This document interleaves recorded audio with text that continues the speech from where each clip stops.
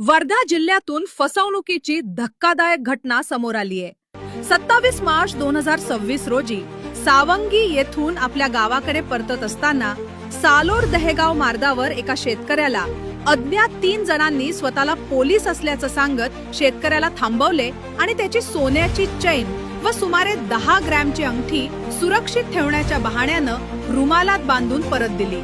मात्र काही वेळानं शेतकऱ्याच्या लक्षात आले की त्याच्याकडे खरे दागिने नसून बनावट दागिने आहेत। या प्रकरणी सावंगी पोलीस ठाण्यात तक्रार नोंदवण्यात आली असून पोलीस पुढील तपास करत आहेत।